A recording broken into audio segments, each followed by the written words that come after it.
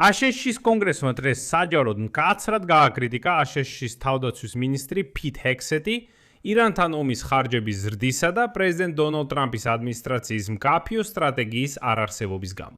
სასმენის დროს აშშ-ის კანონმდებლებმა განაცხადეს, რომ მათ არ ესმით და ზოგადად არავის ესმის, რა გეგმები აქვს დონალდ ტრამპს ირანთან ომში და როგორ ან რა პირობებით აპირებს ის ომის დასრულებას.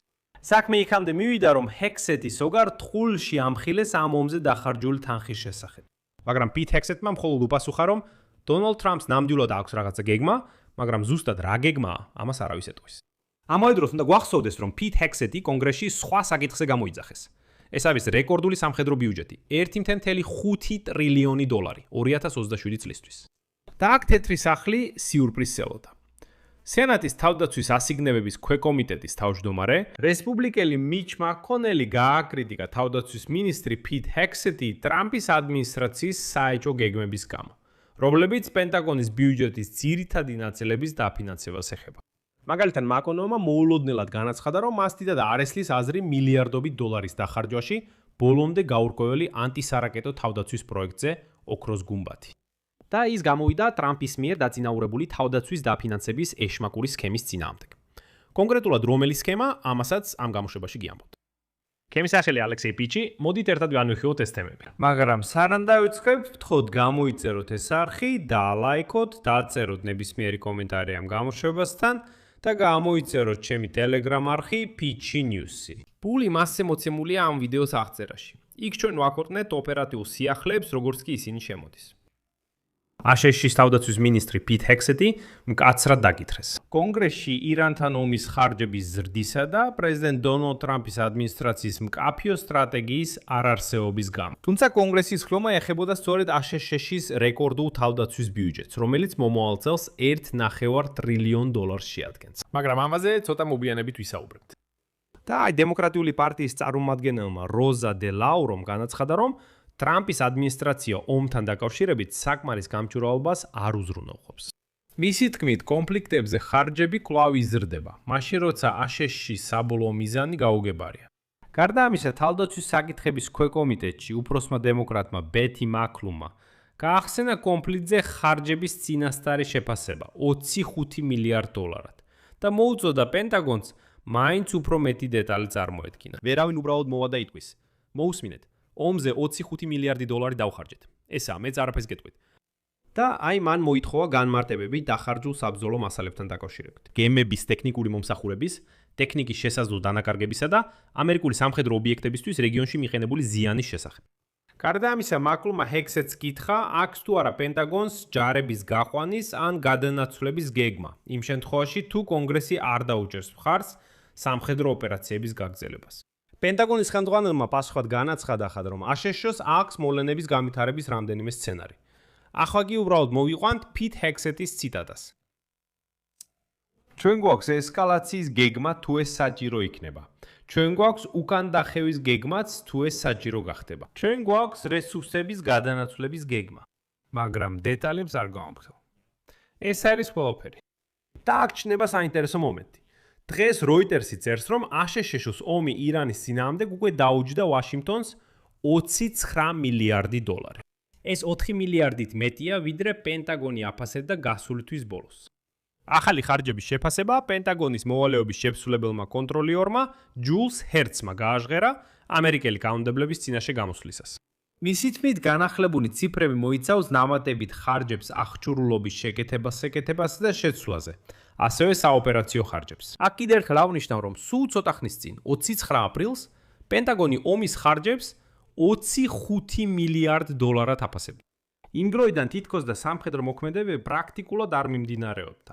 და გაუგებარია, როგორ მივიდნენ უცხებაში ახალ ციფრამდე, 29 მილიარდ დოლარამდე. მაგრამ მაინც კონგრესში უმეტესად საუბრობდნენ სწორედ 2027 წლის აშშ-ს თავდაცვის ბიუჯეტზე, რომლის მოცულობა 1.5 ტრილიონი დოლარია. და ეს იქნება რეკორდული თავდაცვის ბიუჯეტი. და სწორედ აქ თეთრ სახლს სიურპრიზი ელოდა, იქიდან საიდანაც არ ელოდნენ. სენატის ასიგნებების ქვეკომიტეტის თავმჯდომარე. რესპუბლიკელი მიჩ მაკონელი გააკრიტიკა თავდაცვის მინისტრი პიტერ ჰექსეტი ტრამპის ადმინისტრაციის საეჭვო გეგმებისთვის, რომლებიც პენტაგონის ბიუჯეტური მოთხოვნის 1.5 მილიარდი დოლარის ძირითადი ნაწილების დაფინანსებას ეხება. ასევე აშშ-ის მოკავშირეების გაუცხოებისთვის რამდენიმე მსხვილი მსოფლიო კონფლიქტის ფონზე. მაკონელმა გააპროტესტა პენტაგონის უმნიშვნელოვანესი პროგრამების ჩართვა, როგორიცაა ანტისარაკეტო თავდაცვის სისტემა, ოქროს გუმბათი, საბრძოლო მასალა, F-35 გამანადგურებლები და უპილოტო აპარატების წარმოება. წლიური თავდაცვის ასიგნებების კანონპროექტისგან განცალკევებულ ბიუჯეტის შეთანხმების შესახებ კანონპროექტში. და პირველ რიგში მოვიყვან მიჩ მაკონელის ციტატას. პოლიტიკური რეალობა ყოველთვის არ იძლევა ბიუჯეტის შეთანხმების საშუალებას პარტიული ხაზის მიხედვით და თუ დეპარტამენტის მთავარი პრიორიტეტები არ შევა წლიურ ასიგნებებში, ფაქტობრივად ძალიან დიდ რისკზე მივდივართ. ეს ძირითადი მიმართულებები ეფექტური იქნება მხოლოდ იმ შემთხვევაში, თუ მათ მყარ ფინანსურ საფუძველს შეუქმნით. და სწორედ აქ ახსნი, რას გულისხმობს მიჩ მაკონელი. საქმე იმაშია, რომ დონალდ ტრამპის ადმინისტრაცია გეგმავს პენტაგონის ბიუჯეტის დაფინანსებას 2027 ფინანსური წლისთვის გამოყოფს 1.1 ტრილიონ დოლარს ტრადიციული მოთხოვნის ფარგლებში ჩვეულებრივი თავდაცვის ბიუჯეტისთვის. გახსოვთ ციტატა, ციტატა. ციფრი 1.1 ტრილიონი დოლარია. და აი ამ 1.1-ის გამოყოფე როგორც ჩვეულებრივ თავდაცვის ბიუჯეტს. იკითხოთ, სად არის დანარჩენი ფული? ხოლო დანარჩენი იქ 350 მილიარდ დოლარზე მეტია. ბიუჯეტური შეჯერების პროცედურის ფარგლებში სურთ წარადგინონ, რაც ამჟამინდელ რესპუბლიკელთა უმრავლესობას საშუალებას აძლევს გვერდი აუარონ დემოკრატების ნებისმიერ წინააღმდეგობას. თუ მარტივად ვიტყვით, იდეა იმაში მდგომარეობს, რომ უბრალოდ დააყონ თავდაცვის ბიუჯეტი ნაწილებად და ცალკეული კანონებით გაატარონ. ძირითად ნაწილს, რა თქმა უნდა, თავდაცვის ბიუჯეტი წარმოადგენს. შემდეგ ბიუჯეტური შეჯერების პროცედურა, შემდეგ კიდევ ერთი პაკეტი, კიდევ ერთი, სადაც ძირითადად რესპუბლიკელთა ჩვეულებრივი უმრავლესობა საკმარისია. თუმცა მაკონელმა განაცხადა, რომ ასეთი მიდგომა არასაიმედოა, რადგან რესპუბლიკურმა პარტიამ შეიძლება ნოემბრის არჩევნებზე უმრავლესობა დაკარგოს. სხვა რესპუბლიკელებმაც ასევე გამოხატეს სკეპტიციზმი თავდაცვის ბიუჯეტის შესახებ მესამე კანონპროექტის დასრულების შესაძლებლობაზე. და მას შემდეგ, რაც მათ ამ პროცესში მეორე მცდელობა გამოიყენეს კანონპროექტის მისაღებად, რომელიც მხოლოდ ნაწილობრივ იყო მორგებული იმიგრაციის აღსრულების ზომების დაფინანსების კონკრეტულ საჭიროებებზე, ადრე სამშაბათს წარმომადგენელთა პალატის წევრებმა, რომლებიც ბიუჯეტის განაწილებაზე არიან პასუხისმგებელი, გამოთქვეს ანალოგიური შეშფოთება თავდაცვის ბიუჯეტის სტრუქტურის შესახებ. როდესაც ჰექსოტი რამდენიმე საათის განმავლობაში აძლევდა ჩვენებებს კანონმდებლების წინაშე, გარდა ამისა, რაც კიდევ საინტერესოა, მიჩ მაკონელი ასევე აკრიტიკებდა პრეზიდენტ ტრამპს აშშ-ის ტრადიციული მოკავშირეებისგან მისი გაუცხოების, ნატოს მხარდაჭერისა და უკრაინის დაცვისგან.